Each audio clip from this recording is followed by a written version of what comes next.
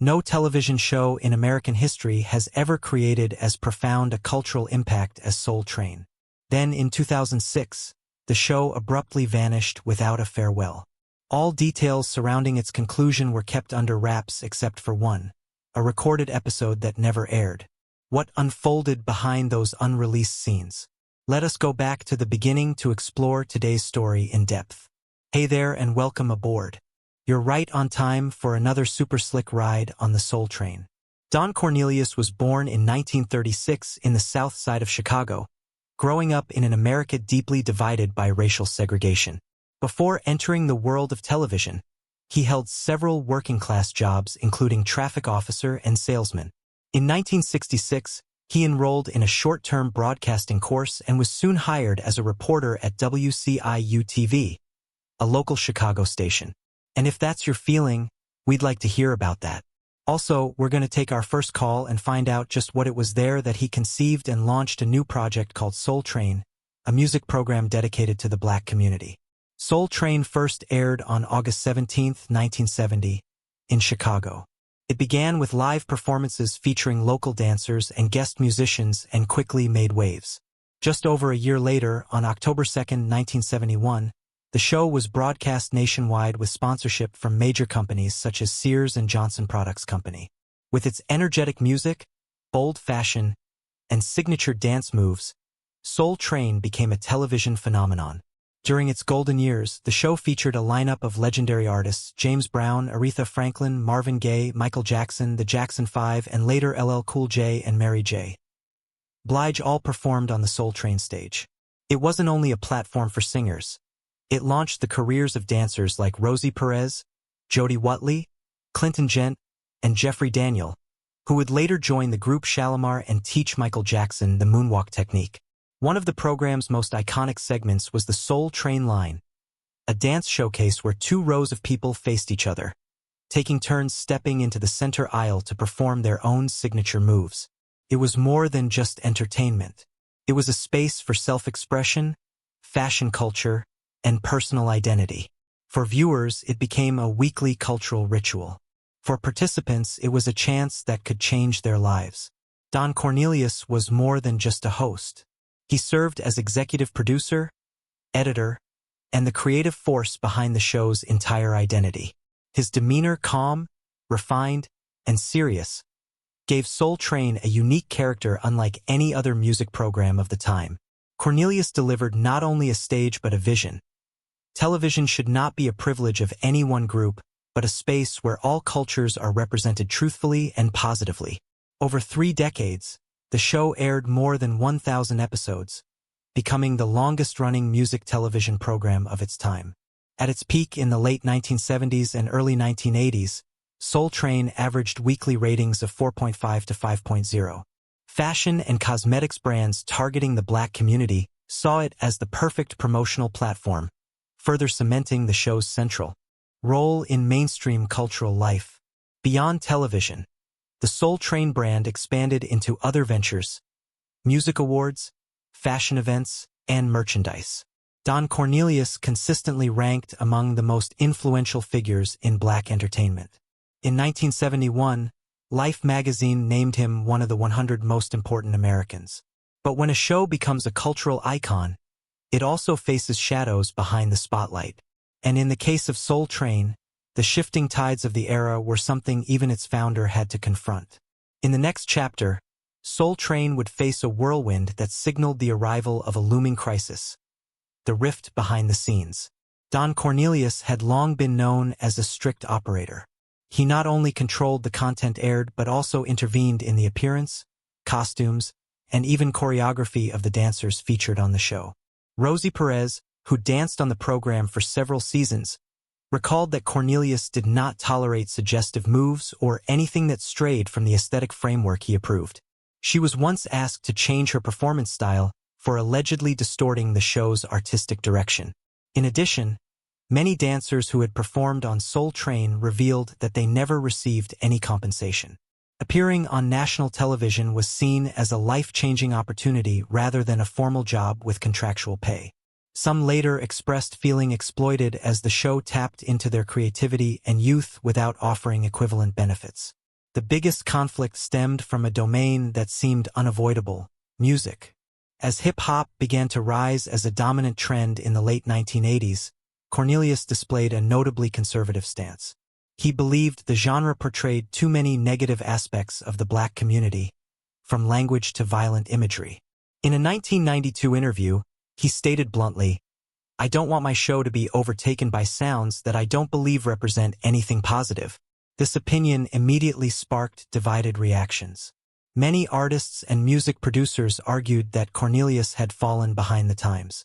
New shows like Yo! MTV Raps and Rap City on BET quickly filled the gap left by Soul Train. Leading rap artists such as Tupac Shakur, Nas, and Snoop Dogg rarely appeared on the show, a reality that drove younger audiences to tune in elsewhere. This divergence in content direction led to a clear decline in viewership. While the show still averaged ratings above 4.0 in the early 1980s, by the early 2000s that number had fallen below 2.0. Local stations began rescheduling or replacing it with fresher, more appealing programs. In 1993, Don Cornelius officially stepped down as host, ending 23 years of consistent on-camera presence. The role was then passed on to new faces like Maestro Clark, Shamar Moore, and Dorian Gregory. Although each brought their own energy, none could replicate the calm presence and symbolic authority that Cornelius had embodied. Attempts to revitalize the show by changing hosts, redesigning the stage, and inviting more hip-hop artists were largely seen as temporary fixes.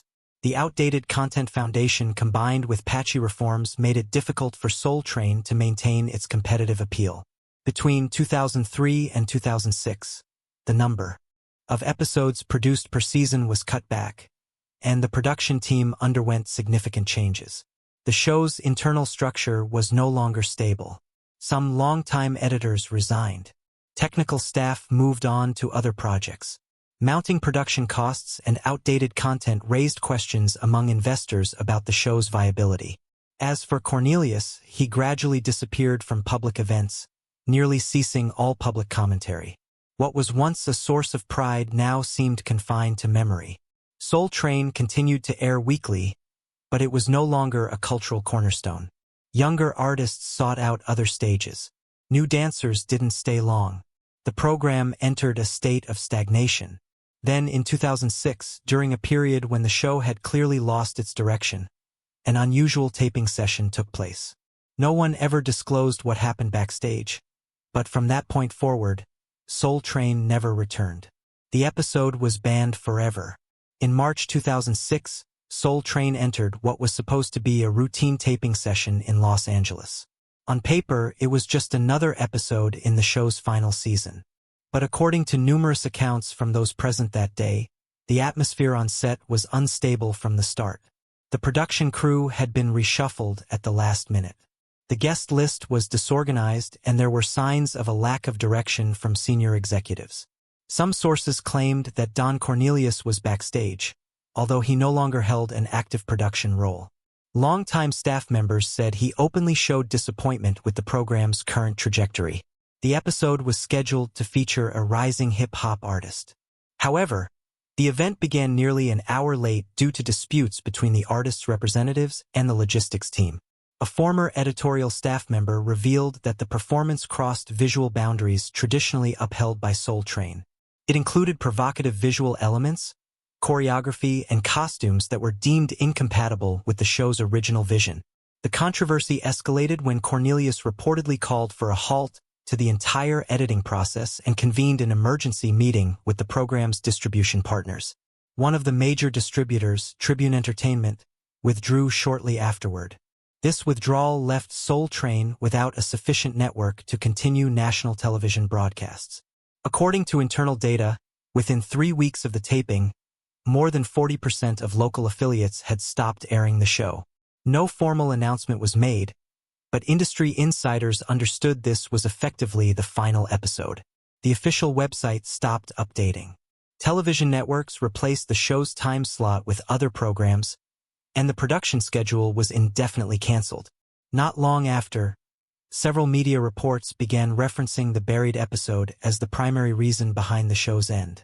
Although it never officially aired, Footage from that day's taping remained in the possession of several former staffers. Fan pages on social media discussed the incident and referred to it as a cursed performance. The controversial episode did more than disrupt a single taping. It marked the silent end of one of the most iconic television programs in American history. But every ending leaves a trace. And for Soul Train, the consequences of that fateful moment went beyond going off the air. It became a fracture in the very legacy Don Cornelius had worked so hard to build. Tragedy struck the man behind it all. Right after Soul Train went off the air, the media fell silent. Don Cornelius, the man synonymous with the brand since day one, declined all interview requests following the incident.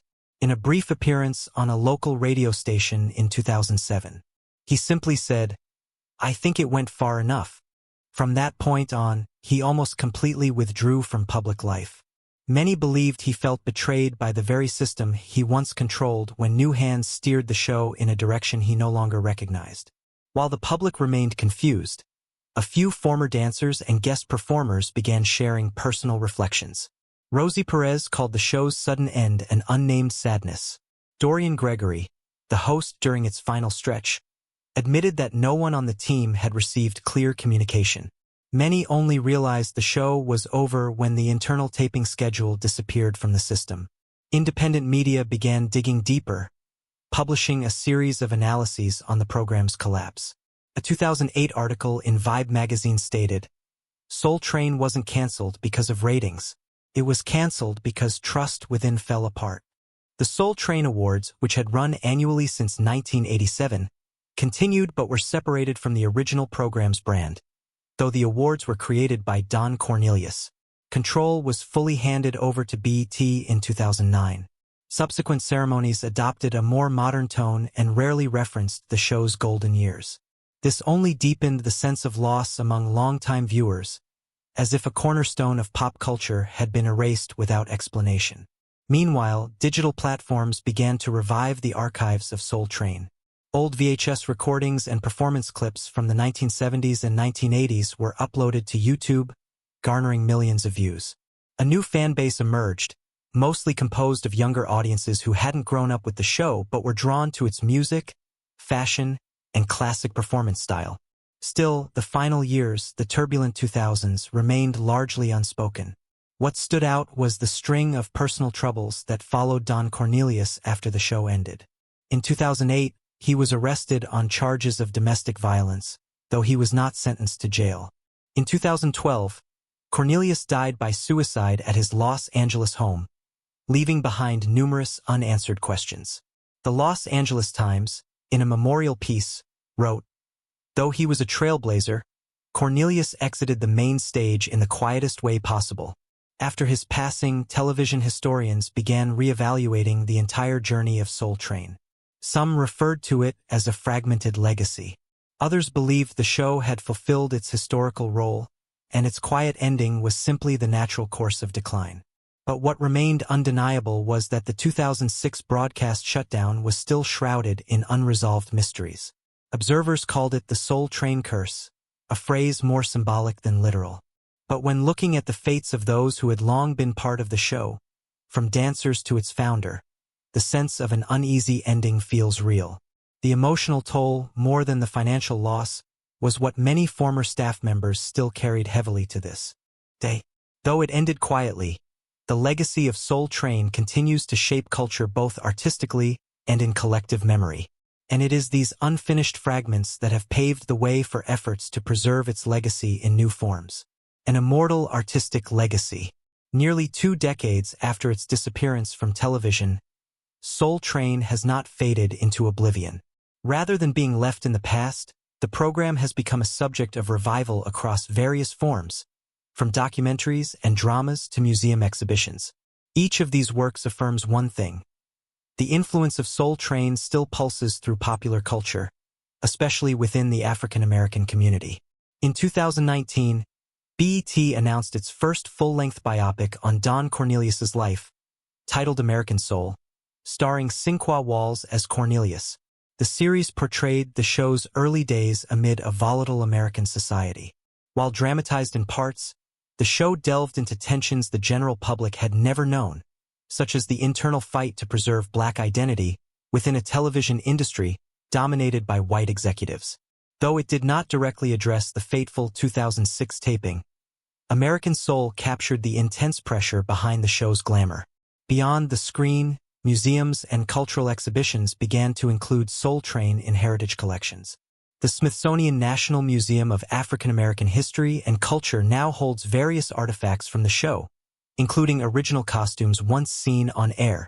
During scholarly panels, researchers argued that Soul Train should be considered a cultural asset worthy of preservation, much like Motown or the social art movements of the 1960s and 70s. Meanwhile, YouTube became a hub for collective memory. Thousands of performance videos, behind-the-scenes clips, and interview footage were reconstructed, some from personal archives, others from local television stations that once aired the show. Audiences born after 2000, those who never experienced the show firsthand, have become a new generation of revivalists.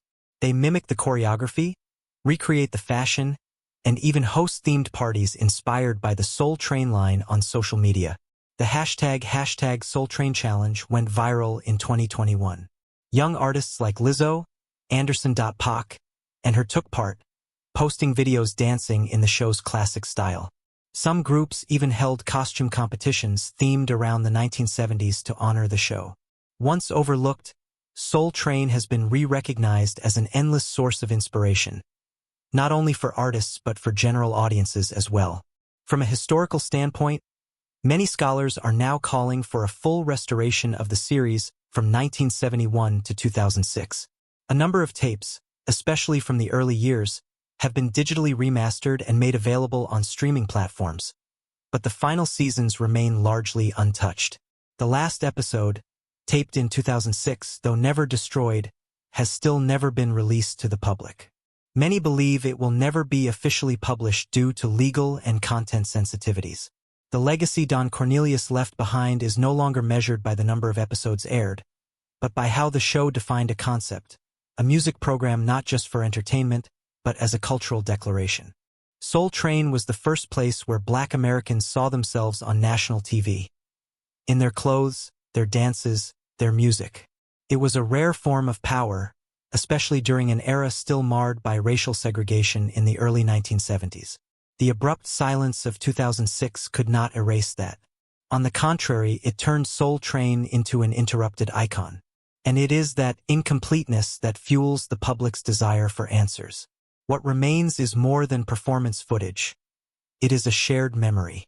For generations, those who danced to Curtis Mayfield sat in front of the TV on Saturday afternoons and believed there was a place on screen where black dreams were allowed to exist. Though Soul Train ended nearly 20 years ago, the values it left behind remain vivid in memory and popular culture. The unaired episode may forever stay in the shadows, but the light Don Cornelius ignited continues to spread. That light is not only the legacy of a television program. It is a statement of identity, voice, and presence for a once overlooked community. And sometimes what never aired is what history remembers most. If you've ever watched Soul Train or are just discovering it now, share your thoughts below. What scene do you remember most? What moment moved you? Don't forget to like and subscribe so you won't miss the untold stories behind the legends of American television.